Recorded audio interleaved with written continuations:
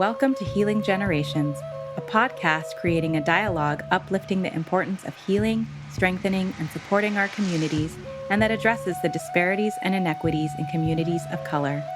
Healing Generations is brought to you by the Healing Generations Institute, a collaborative initiative of the National Compadres Network and the Brotherhood of Yelders. Be sure to subscribe to stay up to date on our new releases. Buenas, this is Cisco Gallardo from the Healing Generations podcast. I want to welcome our listeners, our supporters. I want to remind you all, please, again, if this is your first time listening, please take time, go to your podcasting app of choice, be it Spotify, be it Amazon, Apple Music. Please give us, a rating, follow us, give a little shout out, whatever you can do to help support the podcast, because that lets people know who we are and what we're about. So today, before we get started, I want to take the time to do the 4 directions, as we, kind of think and translate what's all the stuff that's been going on lately. It's been kind of hectic, but I have some cedar here I'm burning, and I want to start with the east, the direction of the men.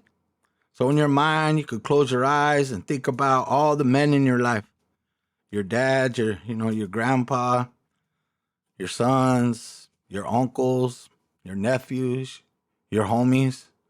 I want you to think about all the men in your life, all the things that they've been through, and we want to invite them here with us. The good, the bad, we want it all of them, just how they are. We want to think about them.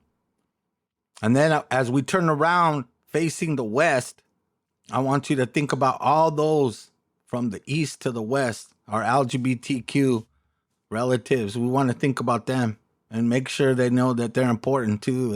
And they're a part of the familia in many ways, all their stories, all the things that they've been through, and the attacks that people continue to put on them, And then we go to that west direction. We think about all the moms in our life, the grandmothers, our moms, our aunties, our hood moms, our hood aunties, the ones that take care of us, the ones that help us, nurture us. We also want to remember they're still women. They have wants and needs, just like everybody else. We want to think about them and their life, the sacrifices they made on our behalf. And then I want you to turn around and face the north, the direction of the elders and the ancestors, those that came before us. Believe it or not, our grandparents, even before we were here, before we were even a thought, they were praying for a better life. They were trying to work for a better life. So when we did come around, that things will be a little bit better for us. So we want to thank our ancestors for what they did here, And then we want to thank our elders too, our grandparents. Even all the viejitos, we see them on the street, Some of them are lonely. I want you to think about them and, sometimes say hi to them, smile, Because a lot of times they're lonely. I want you to think about them. Maybe they need a little help, Ask them, hey, can I help you with something? You never know.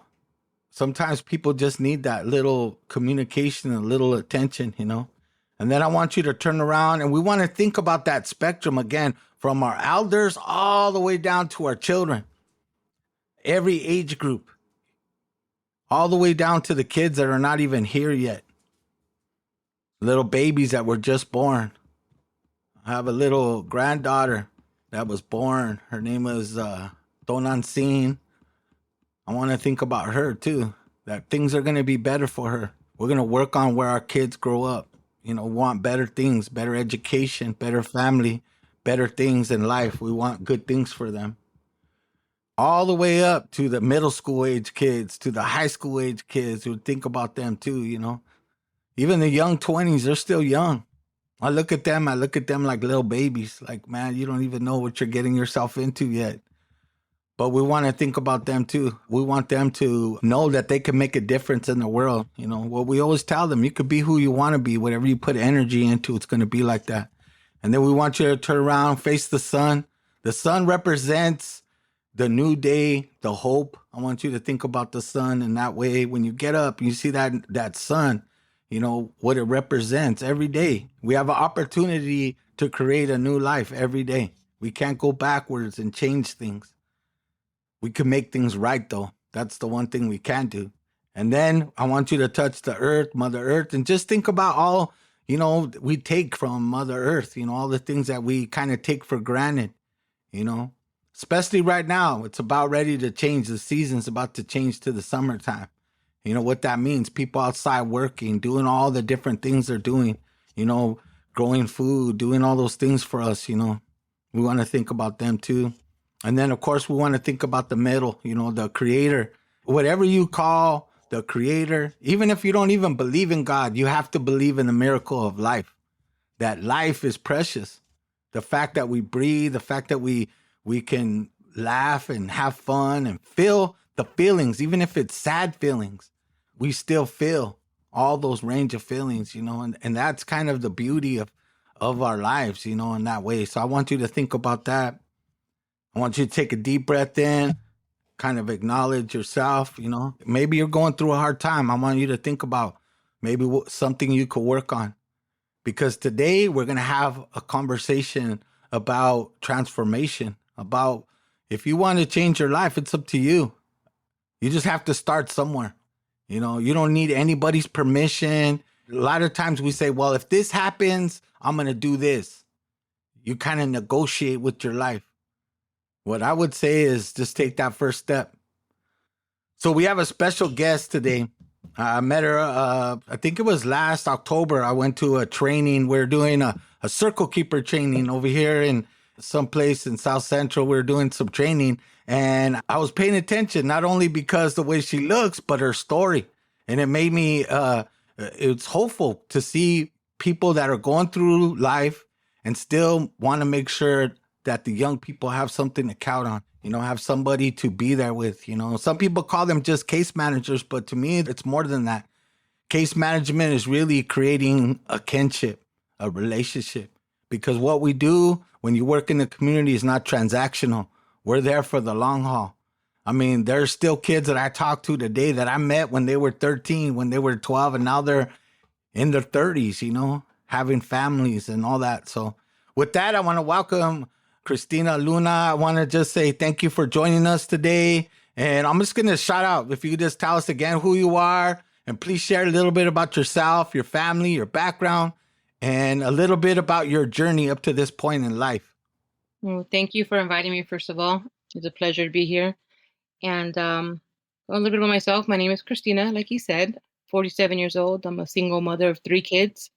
I'm a case manager now. I started case management when I was 19 years old as a fully active gang member, which I have been now for 30 plus years. And people always ask me, you're a gang member? I'm like, yeah, of course. There's a difference between being active and non-active, I was always wanted to educate myself regardless of where I stood in the streets. I've always wanted to be a little bit different than everybody, be able to know what I was talking about. That mattered a lot to me. My dad was always in prison, but he was always very intelligent, spoke well. That mattered to me. So I went to school. I always made sure I went to school. Even gangbanging, I went to school. I was the only person who looked this way on a college campus. And at 17 years old, I gave birth to my first daughter. Still continue to be really active. Got my first job with an organization, another nonprofit organization at 19 years old. Continued going to school while being still active in the neighborhood, selling drugs, doing all that stuff that, we did back then. And I wanted to be an attorney. That was my dream since I was little, was to be a lawyer. And even looking like this, I went to school. I pledged a fraternity that Judge Ito was actually a part of. Lee Baca was a member of the fraternity as well. And I pledged that fraternity knowing they didn't want me in it. Yeah. And they did not want me in it. They were all against it, to the point where they actually called me in and had a whole-on meeting behind me pledging that fraternity because it was a law fraternity. And they had no understanding of why I wanted to do it. And really the truth of it was is I wanted to do it because they didn't want me to. And I got in. Oh, wow. Once I got in, I was done. It wasn't something that was a part of who I was, but I just did it because I wanted to see if I could, and I did.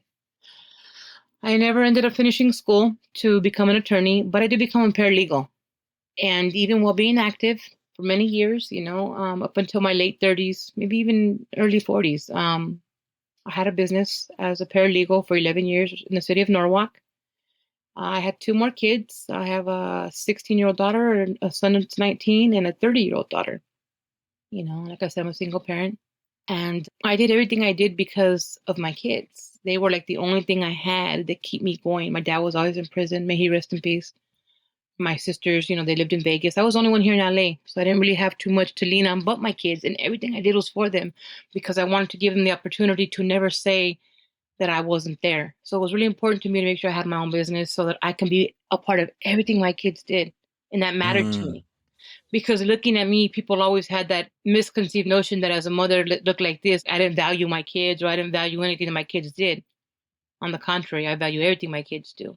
So it was important to me to be part of that. So I strived. I did everything that people didn't think somebody who looks like us, like this, could do. And right away, it was important to me to shatter that whole stereotype that they have for us. So I was a business owner. I was able to buy my first house. I raised my kids. My kids were raised well. They are educated. They have their own cars. When my son's in college, I lost my business along this line because of pandemic. So I struggled a little bit during that. And I went to look for a job last year. And the only other thing I knew besides law was case management. So I found the Coalition for Engaged Education. And that's where I'm at now as a case manager. And I didn't think, like I was telling Cisco, I was accustomed to living a certain way financially. I was a dope dealer when I was a youngster. And then I went into making my own money because I had my own business. And that allowed for me to live the way I was accustomed to living. I raised my kids right here on the borderline of Orange County in LA, in La Mirada. My kids done well. They've gone to school in all the right places. They've experienced things that I never had the opportunity to experience. But they also experienced having their mother a part of everything they did. When my mom was busted, in and out of my life, my dad was always in the joint. So I did a lot of things that mattered to me. Well, when I got into this agency, I didn't think I was going to stay that long, truth be told, because it wasn't enough money. It wasn't funding the way I'm accustomed to living. And I was accustomed to spending money a la pendeja, like foolishly, I got spoiled as kids, excuse me, but they're spoiled, really spoiled. But I stayed because this was the first agency I ever seen in my life that they were getting money for them wealthy people and they were really using it for our kids. They were really bringing it back to the barrio to help our kids experience things that they had never experienced, doing things that they had never done. And I was like, ooh, I like this.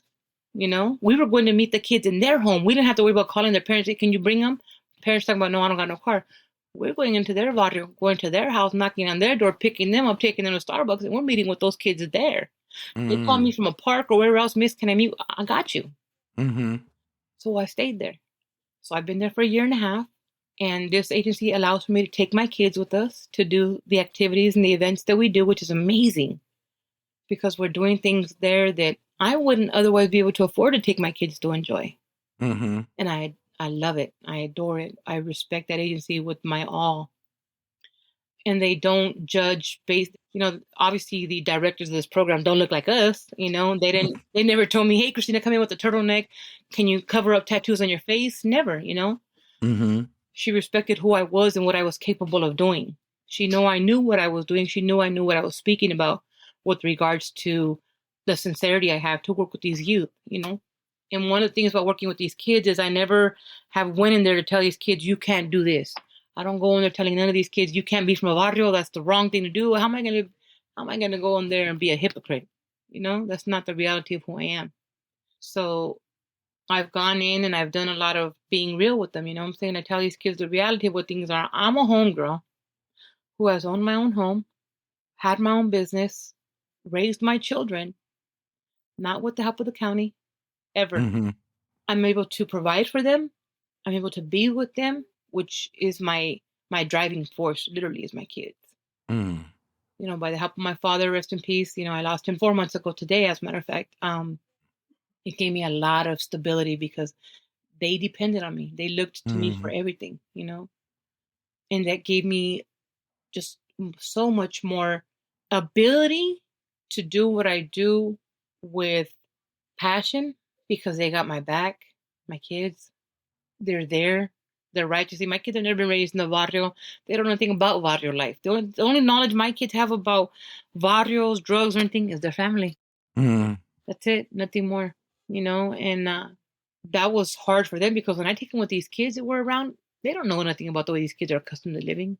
I do, Mm-hmm. but they don't. So my kids are like, Mom, it's funny though to see that. I was insulted one time by one of my coworkers because I walked in and my son walked in a few minutes behind me, and she asked him who he was, and he said, "Oh, well, I'm Christina's son." She tells me the next day, she goes, "Oh, I would have never thought that was your son." I'm like, "Why?" With no hesitation at all. She goes, "Well, I mean, I just kind of figured, look at the way your son looks, and Yeah. yeah, that's what she Thought told he me. was gonna be all blasted up or Yeah, I'm what? like, I'm Yeah. gonna come in here with his hair, with the beanie on, his pants, like he's my son. He's not my old man. The hell, that Mm-hmm. was I was assaulted by that, and I let her know that I was assaulted by that. Mm-hmm. I raised my child to do as I say, not as I do. Mm-hmm. That's the difference. And I kind of take and lead with that when it comes to the kids I work with, the same way, Mm-hmm. because I think and believe and take confidence in knowing that I did a really good job raising my kids. I got good kids, and I Mm-hmm. don't say that because they're mine, but I did with them the things that I knew were realistic. I didn't ever try pulling that, oh, you can't just because. I sat down and broke it down to them. You can't because you can't. This is why. Mm-hmm. This is the outcome. But if you choose to, be real with me, share that with me. I'm not going Mm-hmm. to beat you, abandon you, throw you out, but be honest with me. And that's how I've lived my life from when I stopped the whole street thing, the drug dealing. I stopped drug dealing. My daughter's 30, 15 years ago when I gave her her quinceañera. That was it. That was it. I was done right there. So I've had two kids. One's 16, one's 18. My son was 3. My little girl was barely born. Mm-hmm. And I figured I got 3 kids now. I can't go to jail no more because I got 3, not just one. It Mm-hmm. was 12 years between my first and second, so I had to slow down. But I was still a little active. What I mean by a little bit active, I was still going to the neighborhood. I would still go to parties. I would still show my face. I would go out there. The homies, we'd go out and party still. And I was still getting shot at. I was running still. Like, damn, I'm getting old. I can't run no more. So, like, you need to Yeah. slow down now. Something's telling you it's got to end. And that was my reality. And that's when I knew, like, okay, Christina, this is your time now. You're done, you know? And I've given my life, my work experience, I run them the same way because of what I do. I'm Mm-hmm. working with young people. Obviously, I'm not working with people my own age. I'm working with youth. So I give those youth the same exact thing that I give my kids: the love, the respect, the being there for them and with them, and the sincerity of knowing that they're going to fuck up and I'm not going to walk away from them. And Yeah, that's what a again, lot of them need. it's building that relationship. Yeah. And That what that's you're what they're talking about. seeking, is that type of relationship. So if it worked within my home with my children, I don't see it not working. It's not going to work with all. I'm realistic about that. I'd be a dummy not Mm-hmm. to be. But even if I grab a few, I'd rather save a few than not to have saved any. Absolutely. So I run with that same motto. What I did here in my home, I do out there as well. Who I am here, I'm the same person out there. So tell me, what does healing mean to you? When you hear the word healing, what does it mean to you? Well, considering that for the last 4 months, I've been probably in the worst place I've probably say I've ever been emotionally after losing my dad, which was my road dog, my best friend, a grandpa, a dad, everything to my kids. I'm in a place right now where I'm trying to understand that my reality now means not having this individual here no more for anything I do. Nothing good, bad, negative, positive. And he was a part of all of that. Sicknesses, anything and everything my dad did. Even when he was in prison, he was still here. But healing for me means that I can get up every day and still find purpose in what I do Mm. and why I'm opening my eyes. There were times where I had no reason. And the only reason I found to get out of bed was my kids. And that what Mm-hmm. didn't mean I didn't feel happy. I wasn't any of that. I was just kind of doing it, going through the motions. And that was because of things I had suffered as a youngster. I used to get woken up with guns to our head because they were hitting the pad, the DEA. My parents getting busted at the same time, calling the neighbors, telling them, go get my kids, tell them to get my box of feria and my 5 pieces of carga and get out the house because the DCFS might go hit the pad. That's trauma. That's stuff Mm-hmm. that, but for me, it was normal. But as I got older, I was like, oh shit, I went through some stuff. So I didn't know how to live life. I was just going through the motions. once I realized that everybody else's life kind of moved on and they're all happy and they're married and they're doing this and they're doing that, but Christina's still over here kind of depressed and sad and just, 37 years old, still gangbanging. Like, what are you doing? But now, I've always had purpose. Obviously, I guess, my oldest child is 30, but it took me a long time to realize that. And it took a lot of people like you guys, like meeting you and Ozzy, to help me understand I'm going to go through what I'm going to go through, but I'm going to be okay. Mm-hmm. I'm going to be okay. I have to work on myself and accept that what has happened has happened. I can't change it. I can't change it. I can use it to grow from, to learn from, be thankful for the time I did have with my father. Understand that some people don't have a father, never met their father. Their fathers never came home from prison, died in prison, but I was here with my dad was with us. He did everything with us. And I'm learning to accept that. I was really depressed. I didn't know if I wanted to continue living after he passed away. That's how Mm-hmm. bad it was.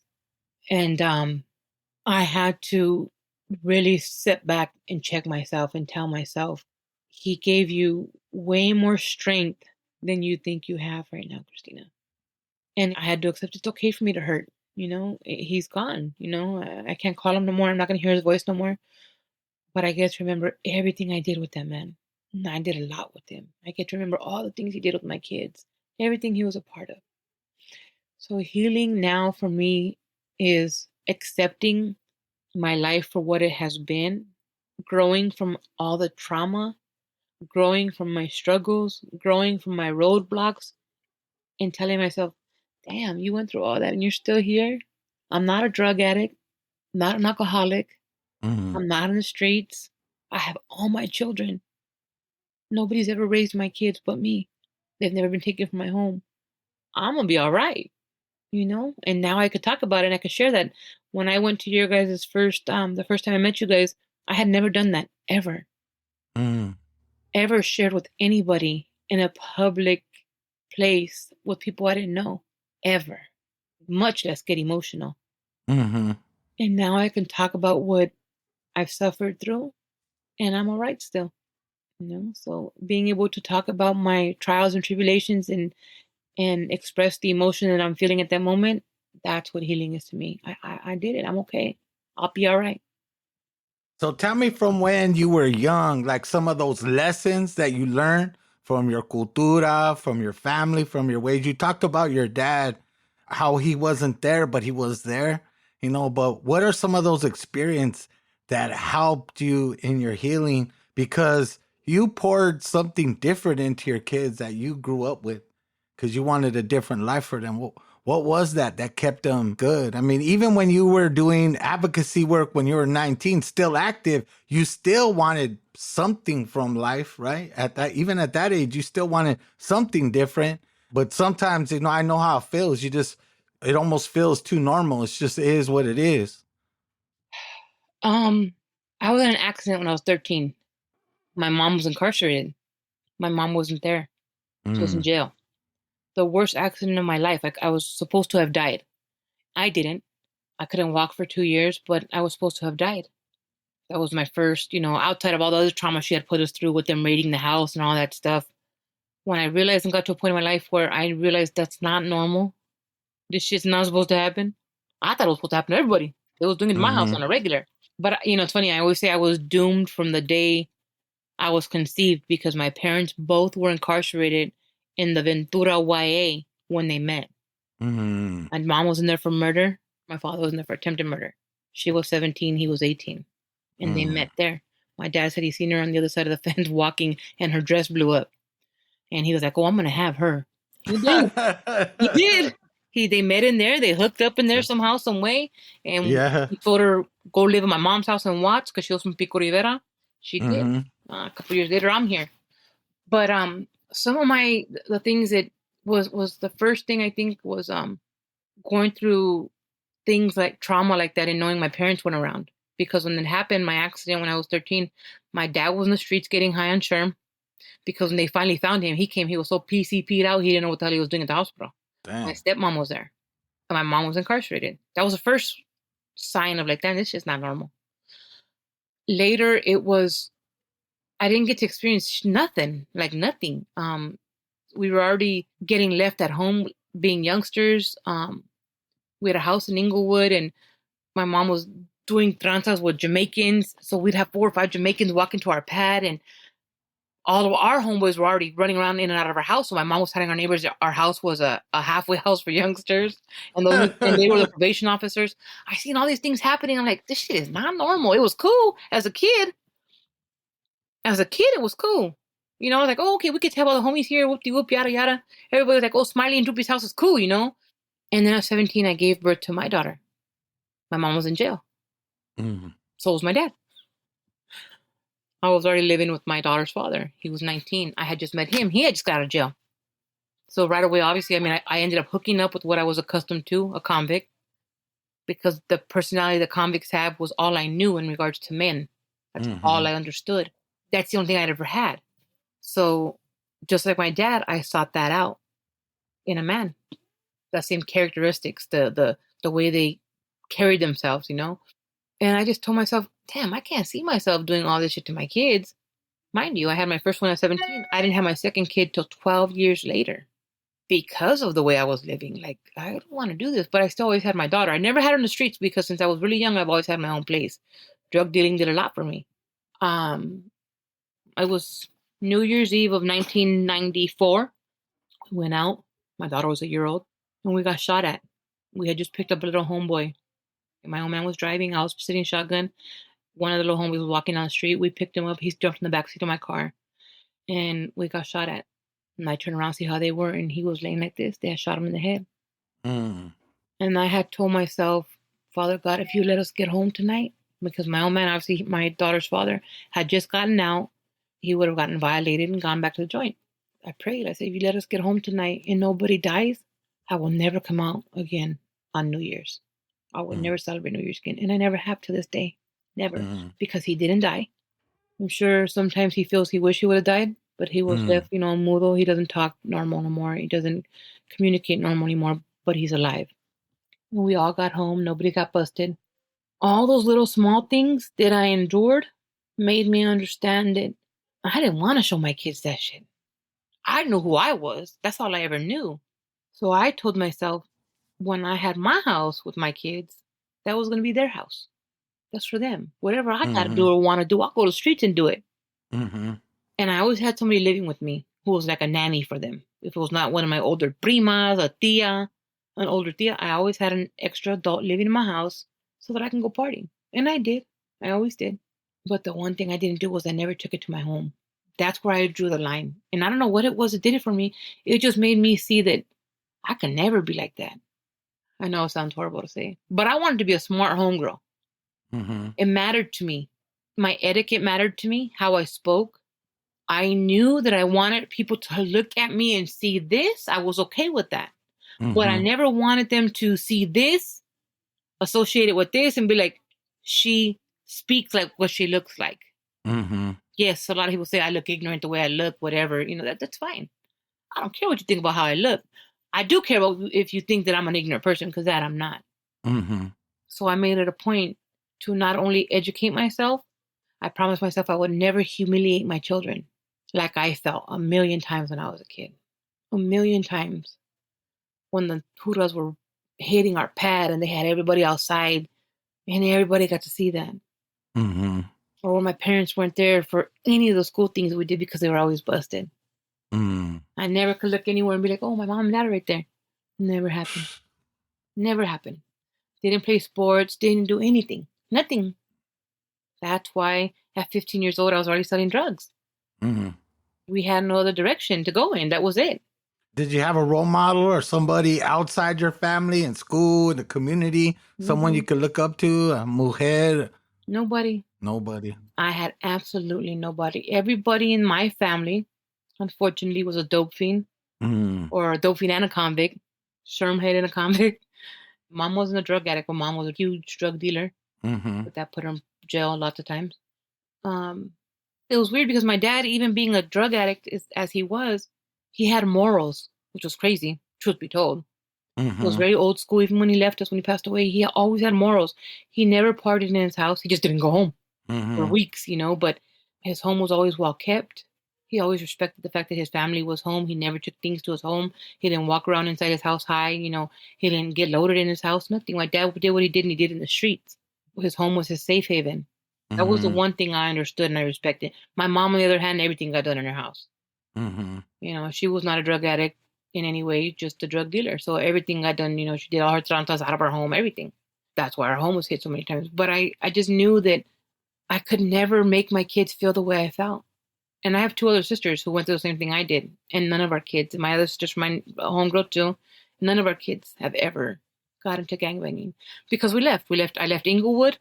As Mm-hmm. soon as I was old enough to leave, which was 16, I moved with my baby's dad. We moved out and I came out here. So I've been out here for 27 years and I raised my kids out here.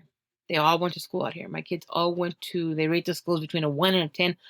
My kids have only gone to schools that were 9, 10s. And that mattered Mm. to me. I That's didn't good. want them to have to go to an activity at school or sporting event or something and worry about bullets flying. That mattered to me. So what would you tell the young 15-year-old girl who's kind of going through the same thing where she's alone, mom and dad are in the mix, or maybe they're just busy working, and all this stuff is going around her. What would you share with that little girl? The first thing I would tell her is you have to want to do something. You have to have an end goal.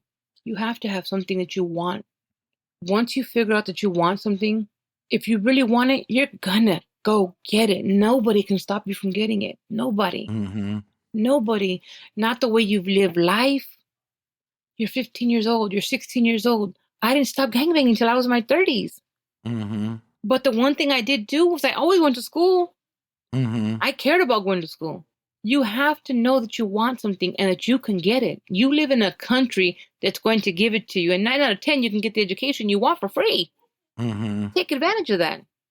Even if you weren't born in this country, you can still get that education for free. You have to be willing to do your part. It's not going to be handed to you. It's not going to be given to you. Nobody gave me nothing. On the contrary, even when I got into that fraternity, they were pushing me back. Mm-hmm. They were pushing on me like, no. I said, bullshit, I'm coming. Mm-hmm. Just as hard as I was in the streets, I took that with me to get my education. I hate school. I suck at math. My biggest issue was being able to communicate properly. That's what mattered to me the most, more than anything, because truth be told, that's gotten me a lot of places. What's funny is when I was 18, 19, maybe I was already 20, I can't remember. I was going to school and I was doing this program. It was all lawyers. At those times, it was like a big thing to become a mediator. I mean, there was somebody from the Supreme Court, from Colorado Supreme Court, somebody from Australia. I mean, I was probably the youngest person there, and I definitely was the hoodest person there. But this white guy pulled me to the side and he said, don't take this wrong, but you really should think about going to the vocabulary store. He said, you're very smart, but I have a hard time understanding you. And at first I was really pissed off. I was like, this fool disrespected me. But then I remember in my college class, like a week later, and I still think he came at it ignorant, right? Probably thinking I'm some dummy, but I was in one of my college classes and I really wanted to share, but it just wouldn't come out right. Like I just didn't have the words to express what was on my mind, my brain was stuck somewhere else, and so it's funny that you say that about being articulate. And I remember sometimes people would say to me when I was in my 20s, kind of doing this work, they would say, man, you're so articulate for where you come from. I was like, but what does that mean? We're idiots? We're not idiots. But that's what a lot of times people think, right? If you can't communicate, if you can't express yourself in a way that is beyond colorful. I mean, just like what Malcolm X, he said that people use cussing because they don't have the word for it. So they just throw a cuss word in there to kind of colorful the language. But it is important to learn how to communicate in a good way. Even though I don't like the way that guy came at me, like I need to go to the vocabulary store like I'm stupid. But at the same time, I always tell young people, read, the only way you build vocabulary is reading, learning. I love learning. I just didn't like doing the work, but I love learning, even to this day. I mean, That's a beautiful thing that kids today, they have all this learning knowledge right at their fingertips, man, on their phone, man, I didn't have any of that. So with those lessons, all the things that you learn, like if you could build your ideal program to support healing, to support young women, even though, because I know you have a son, you have a soft spot for the young men in the community too. What would you build? What would be like your ideal program to help them become successful, in life? And I don't mean just money. Money's cool, but money does not buy No, it everything, doesn't. happiness. I mean, because at the end of the day, you have to feel content. You have to feel wanted. A lot of what I heard even today at the little event we had is sometimes people, they let you down. And, it's hard sometimes because you think, did they let me down because I'm not worth it? But, I always want the young people to realize, no, you're worth it. Even if it's just for you, it's better than nothing. So what kind of program would you develop? You just spoke it right there. These kids are not looking for money. They're not looking for where you can take them. Mm-hmm. You know how excited those youth were today for me to pick them up at 7 o'clock in the morning and them know that they were going to be with me the whole day? They didn't care about where we were going. They just wanted to be with an adult that was paying attention to them. Mm-hmm. That's it. Nothing more. They need to know that they have value. They want to know that they matter to somebody. They want to look up from the audience in their school and see that somebody's there for them. That matters to kids. Too many parents are concerned with, oh, I can't miss work for an hour. I can't do that. No. Do you know how important it is for a child to walk up there and receive? I don't give a shit if it's a Student of the Month award, but for a mother or father to be there? Dads and donuts. Mm-hmm. You know how important it is for them little kids? I'm talking about third grade, fourth grade. It starts right there. Mm-hmm. It starts right there. I met a man who, even dope fiend, convict, all the things that I didn't want to have in my life. But he wanted to be a father to my kids. He loved, I said he loves and adores my children. Mm-hmm. And because of the relationship I had built with him, he did all of those things with my children. My kids have never, ever missed a Dads and Donuts, a father and daughter dance, Mm-hmm. moms and muffins. I don't care Mm-hmm. what it was, how foolish it was, how boring it was to me. Bingo night. For a kid, those stupid ass days are exciting. Mm-hmm. All they want is attention. My program would be a program that, people, they laugh at those programs, them Big Brother programs. They work. These kids want attention. How many kids do you know at the summertime you ask them what they do and they're like, nothing, I was at home. Mm-hmm. The worst time for a youngster is idle time. Mm-hmm. Because even though you have a good kid, they're so bored, lonely, they're going to do whatever gets brought to their attention. That's how our kids are overdosing. That's our kids who don't get high die the first time they get high because they don't know what the hell they're doing. And they did it because they were sitting at home and somebody called them. They had nothing else to do or they weren't doing anything else. And they went out and did something that ends their life. Mm-hmm. And it's because nobody's paying attention to that. These kids got 2 months off of school. You can't leave them sitting in that house all damn day and expect that they're not going to do something. They need attention. They want attention. They want to show that they matter to somebody. Mm-hmm. That somebody is excited about what they are doing. I take kids on Monday and Thursday to box in the city of Norwalk. I take 11 kids from the city of Hawaiian Gardens, and tomorrow's going to be my first day taking the youth from Norwalk. The youth that I take from Hawaiian Gardens, this is their second week. They're so excited. They are beyond excited. I took them to you today. I started picking up kids at 6:30 this morning. Them kids, as soon as we left there, we went straight to the boxing class. They did 2 hours of boxing. Wow. Dropping sweat, boxing, doing push-ups, sit-ups, righteous boxing training. Mm-hmm. Got to get out that energy. And man. all they tell me is, Miss, take a picture. Miss, take a picture. They're so excited by that. They're excited by the fact that I'm right there paying attention to what they're doing. They're excited because I'm right there watching them. They're like, did you see what I did that? Or did you see how I sparred with him and he backed up? Mm-hmm. That's all they want. That's all these kids want. And there's maybe some that are out there that are a little further out there than these youngsters that are already active, that are already getting high, that are struggling with other things. Those kids want the same thing. They really do. You can't beat a kid for doing what you don't want them to do. You can't throw them out for doing what you don't want them to do. I'm not saying don't have your rules. I'm not saying give in to them, but humble yourself to your kids sometimes. Sit down and talk to them. Don't scold them for everything they do. Talk to them about it. Let them know that it matters more to you, their safety, their livelihood, their future, more than it does to them pissing you off because they did something you didn't want them to do. It makes a Mm-hmm. difference. That's why so many kids tend to listen to other adults that they know than they do their own parents, because as an adult, I'm not going to come in like rah, rah, rah, rah, barking at you right as soon as you F up. I'm going to sit down and talk to you, communicate with you, help you understand. You may not listen to me right away, but one day when you're out there doing something, it might resonate. Oh yeah, Christina told me, he might pay attention to, like, Christina told me that they're putting fentanyl on weed, not to be smoking with people that I don't know. Mm-hmm. Because I sat down and talked to him about it versus screaming at him. When I'm screaming at him, they ain't hearing half of what I'm saying because I'm angry, I'm cussing, I'm yelling. But if I sit down and I get on their level and I'm like, look, mijo, understand something. I just don't want something to happen to you. And I Mm-hmm. talk to him the way he's talking to me. I give him his opportunity to communicate. That's going to work for him one day. And one day might make that difference.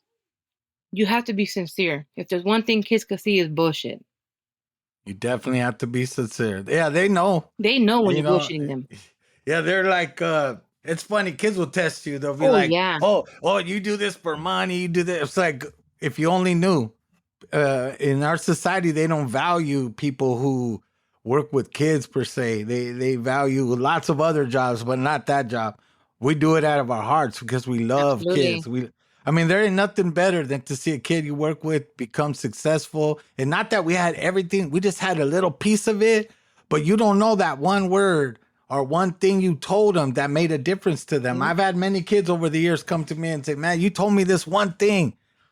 And it might be something I've said 100 times, but it does pay attention. That one kid says, I remember that, and it mattered to me. Because there are adults that when I was young came to me. I think in the long run, I wasn't as bad as I could have been. Mhm. I mean, I was just a regular kid, got into some trouble. But why I didn't get worse is because all these adults said, no, not on my watch. I'm not letting you fall. I'm going to be here for you. I'm going to pick you up. When you fall, I'm going to be right there. And I see you doing that, and that's a beautiful thing. As the love that you have, the cariño you have as a parent, somebody who's seen a lot of trauma and, been through many things in your life, you understand what it is to feel good and to feel hopeful and all those things. So, in your work now, I know you work for the Coalition for Engaged Education. You're doing this work, and it's good. You've kind of made connections again right here in your community.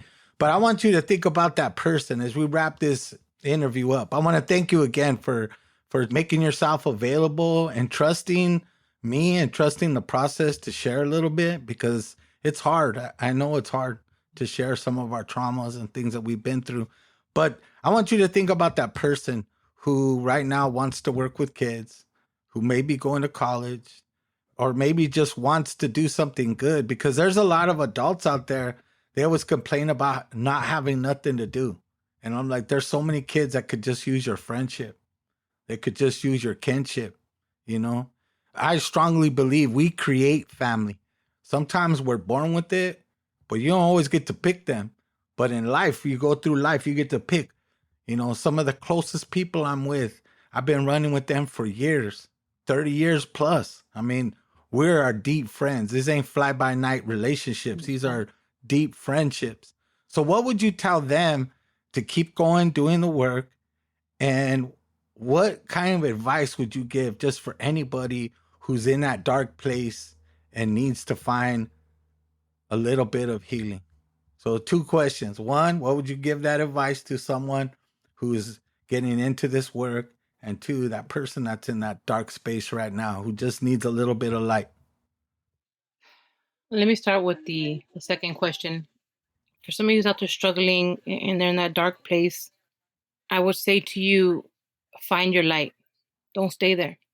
Do what you have to do to find anybody that you believe will sit down and hear you. And if you don't find that individual and you see this, reach out to Cisco. He'll help you find me.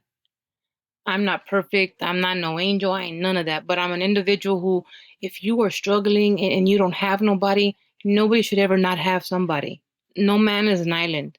Everybody needs somebody. And that does not mean that it has to be a mother, a father, a sister, or a brother. It doesn't have to be family. You build Mm-hmm. family. Family is built. And they don't have to be blood. To care, to sincerely care, genuinely care about your well being.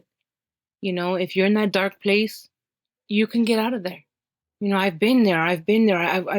It's so much easier to not give a fuck. It's so much easier to give up. Giving up is 10 times easier than to continue on the right path. It's hard to be right. And Mm-hmm. trust me, I know it all. Sometimes you got to do wrong in order to be right. I get that. I've been Mm-hmm. there. But it doesn't last. You know what I'm saying? Nothing wrong is going to last. No good's going to come from bad and stay good. It may look good for a while, but it's not. But reach out. Cisco's here. He can get a hold of me. Cisco's welcome to put my email, my phone number, whatever it is. If you're struggling and you need some help, you need some guidance, I can't give nobody money. I can't give nobody a home. Those are things I work for myself, but I can give you my attention. I can give you my ear. I can give you a hug if you need one. I can reply to a text. I can answer my phone to you. I can do that. For anybody who's out there and your desire is to get into this field with working with individuals, and I don't want to say just youth, because you can be wanting to work with anybody who's struggling in life. I would say to you, first and foremost, the most important part of that, if you're looking to do this for money, you're looking in the wrong path. This Mm-hmm. is not a career or job you do for financial stability. This is not going to make you a millionaire. This is not going to buy you a house in a year. This is a career path that you got to learn how to, we're not making hundreds of thousands of dollars a year, okay? First of all. But if this is sincerely from your heart, then continue doing what you're doing education-wise to get here. If you have life experience, that is probably the best education you can ever have. There's nothing that a book can teach you that's going to allow for you to communicate with people, to engage, to get somebody to understand. A book cannot do that for you. You Mm-hmm. have to have it in you. One thing about kids, like I said, they can read and see the bullshit. You cannot pull the wool over the eyes of a kid. They can Mm-hmm. smell it on you if it's phony. Absolutely, yeah. Life experience is the best, the absolute best. And I'm not saying to go smoke dope or go get busted so you can come out here or get into a neighborhood. I'm not telling you that. But I'm saying if you come from a background where you have had, everybody has had trauma. There's not a person walking this earth that's not had some form of trauma in their lifetime. If you have endured the neighborhood stuff, the drug stuff, being convicted of crimes, doing time, if you have had all of those type of things in life, or you're a foster youth, or you've been a part of the sex trafficking life, you've had you're in and out of foster homes, DCFS knocks on your door, you may still be at home with your family, or you're still at home with your family and you're struggling and all those things. These are the type of individuals who relate to this population of individuals. And you, if you have grown and you have achieved, accomplished your end result where you're in a positive place in life, and these are the people you want to work with, my first thing I would tell you is go online. It's easy to Google. I mean, there's so many people that are hiring for this type of job. They're called case managers. They're called counselors. And I will tell you, this position is literally a social worker without the credentials. This is the level Mm-hmm. of work you do. This is not a 9 to 5 job, first of all, at all. One thing about working with this population, one of the reasons that it works for me is because I'm always there.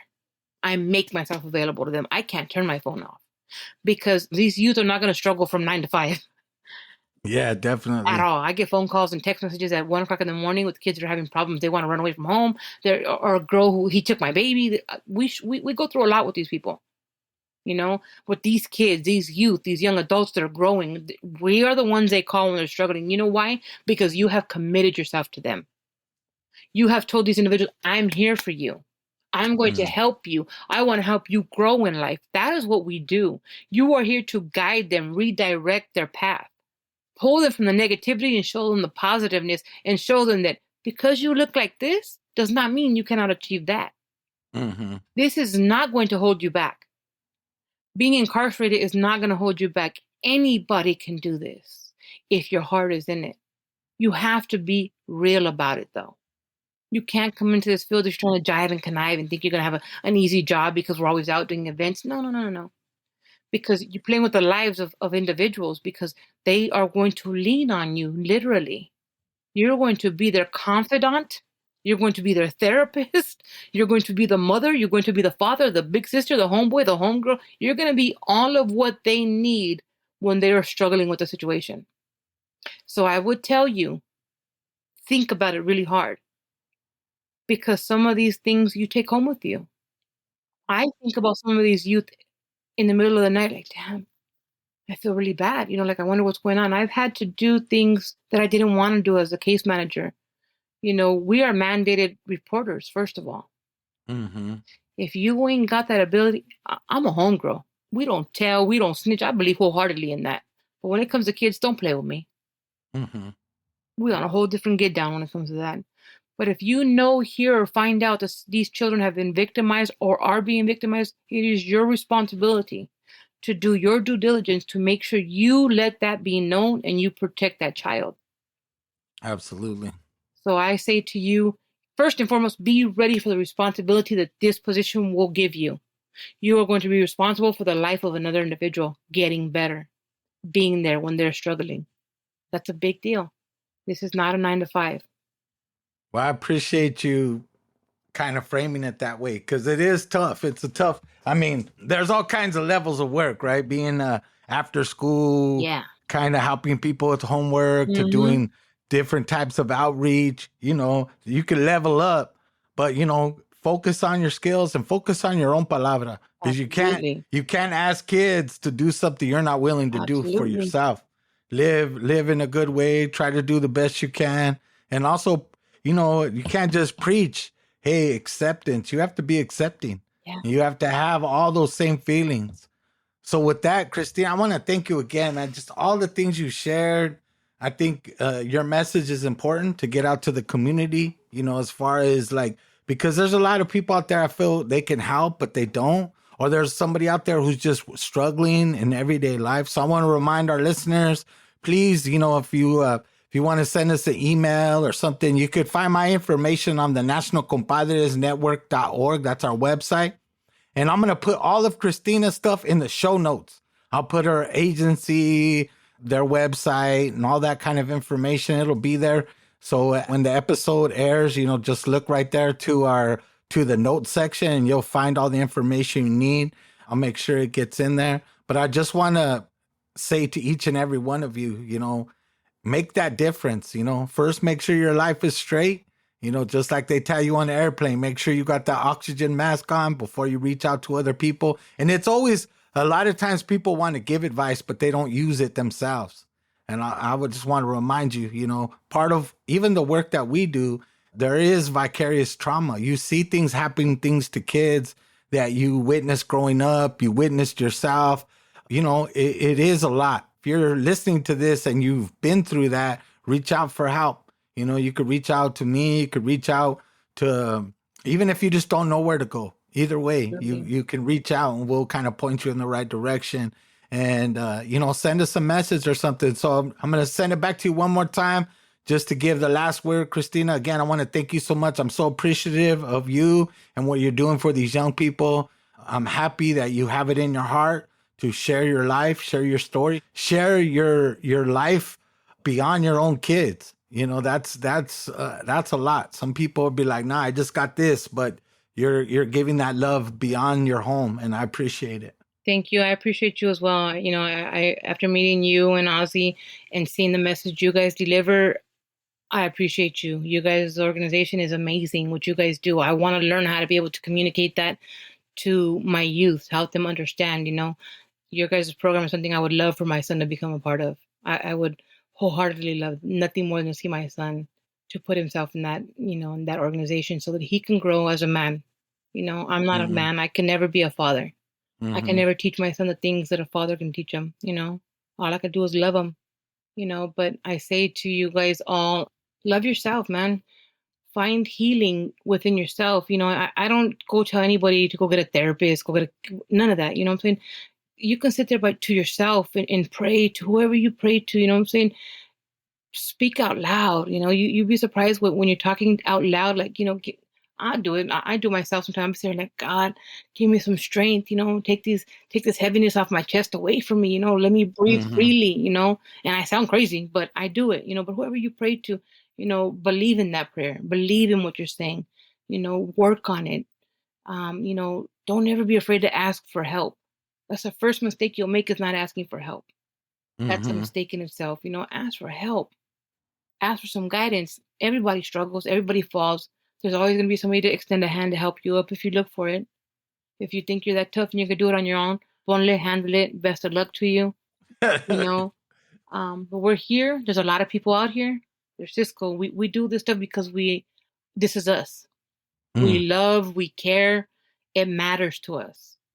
Your growth, your well-being. I would love to see anybody grow. And if you're looking for help to grow, we're here to help you. I'm not perfect. I can't teach you everything. I can't give you nothing but my knowledge and my love, my hand, my ear. The rest is going to be up to you. Beautiful. Thank you again for sharing your knowledge, sharing your heart, just trying to make a difference the best we can. Again, please go share our podcast. If this stories resonate with you, again, share your story. Maybe there's something that other people can learn from. And I appreciate each and every one of you in that way. So with that, I want to say palabra. For more information about Healing Generations and the Healing Generations Institute, visit nationalcompadresnetwork.org and be sure to subscribe to stay up to date with our new releases.